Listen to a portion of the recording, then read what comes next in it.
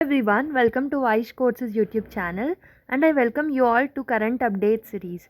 In this video, we are going to discuss about the topic called India's new labor codes 4-day work week.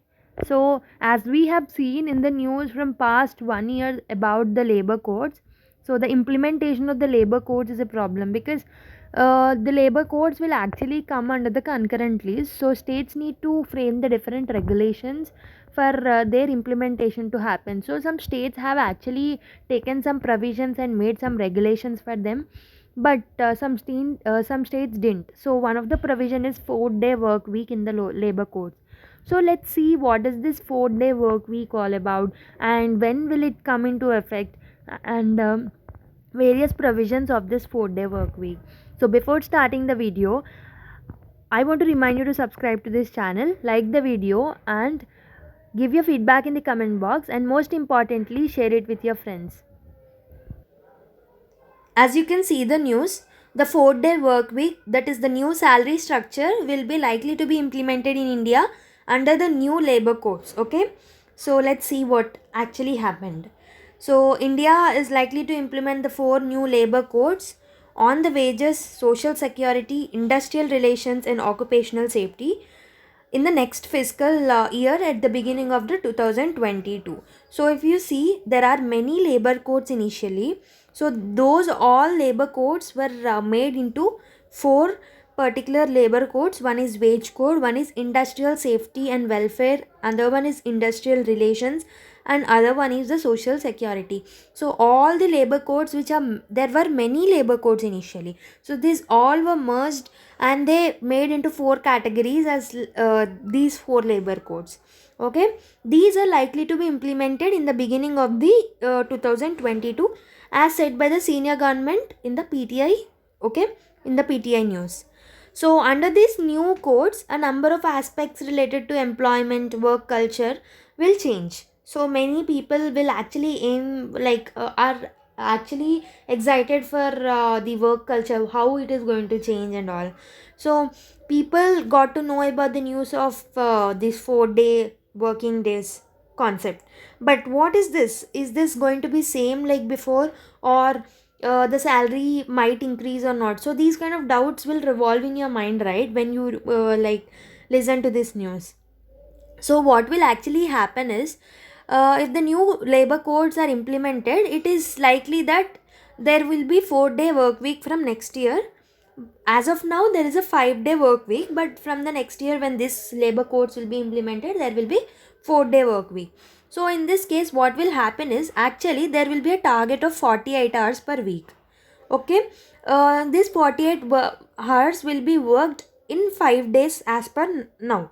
But what will happen is, when these labor codes will be implemented, these 48 hours is must, but this should be done in the 4 days. So within the 4 days we have to complete this 48 hours work, and the rest of the 3 days will be break. So a long break will be there for the rest of the 3 days. So 48 by 4 is nothing but 12 hours per day you should work. You have to work for 12 hours per day. So this is going to be a big burden on you people. So there is a, like, people can accept this, people cannot accept this proposal, because 12 hours working continuously is a big major task, right? So this 12 hours is as per the employee wish. Okay, who is working according to his wish, he can work for 12 hours 4 days per week or 5 days. Okay, so what will be the benefits of this scheme?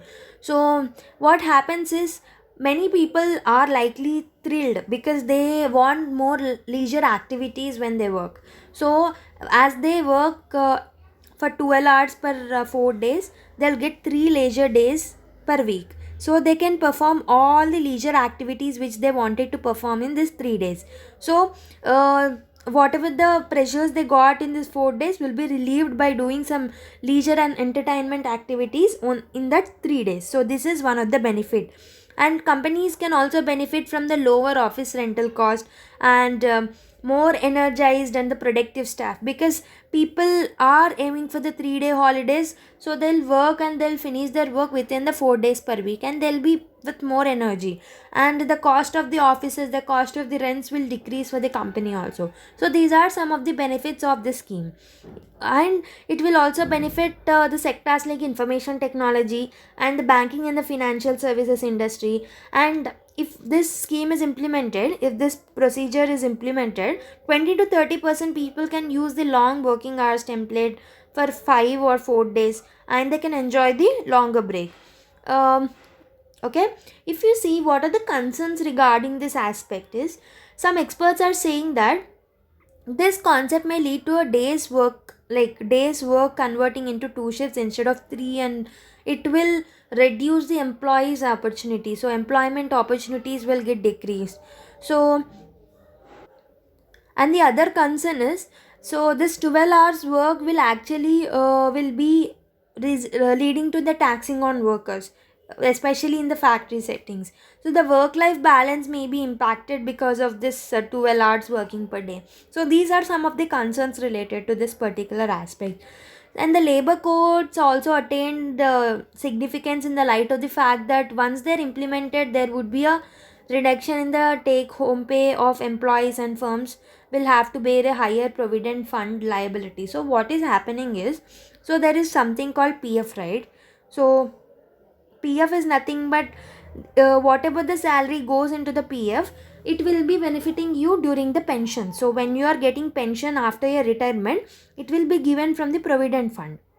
So the enhanced salary which the company gives to you will get reduced, and the money from this will be added to this provident fund. So this provision is added in this particular working, like in this particular scheme. So provident fund value gets increased and the enhanced salary get decreased. So this is one of the provision of it. And this will lead to the less home take salary. So as the more money is getting added to the provident fund, the salary which you take back home will be less. So the contribution of employees to their provident fund account every month will get increased, but the monthly enhanced salary which they take back to home will get reduced in turn. So the regulations restrict allowances to the 50%, and which implies that half of the salary would be the basic wages, and the contribution to the provident fund is calculated as a percentage of basic wage that involves the basic pay and the dearness allowances. Okay, what will happen is that for example, the total of 100 rupees is given to you. So out of this, actually as of now 60% will be given as a dearness allowances. So I'm giving an example. Think as of now 60% of your total money is given as the dearness allowances, and the 40 is given to you as a basic wages. From this basic wages only provident fund will be calculated. Okay, but what will happen is, according to the present provision, if this labor codes will come into existence in the next year, so this 100, for example, if 100 is given total, 50% should be given as the basic wage, and 50% should be given as a dearness allowances. So only 50% should be given as a dearness allowances, and the enhanced salary which you get will get increased. Okay, so, but it will go again into the provident fund. So the amount totally which will go into the provident fund will get increased at the end of the day. Okay,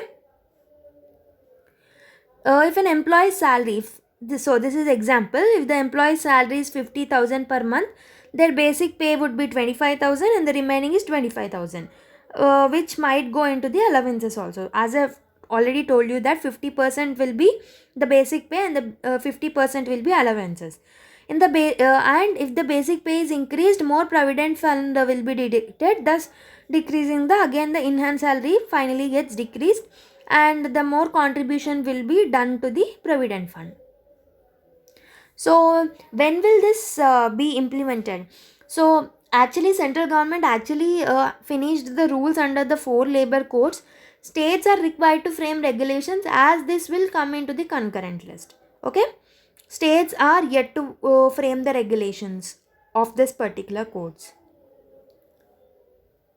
If you see the draft rules, 13 states actually accepted that 13 states have pre-published draft rules on these laws. And if you see the statement given by Bhupender Yadav, the labor minister, union labor minister, he told to Rajya Sabha last week that Occupational Safety, Health and Working Conditions Code is the only code on which the least number of 13 states have pre-published the draft rules. And if you see, the highest number of draft notifications are on the Code of Wages, 24 states accepted them, Industrial Relations 20 states, and the Code on Social Security 18 states. So this is about this topic. Thank you for watching. Do subscribe, like, share and comment. Jai Hind.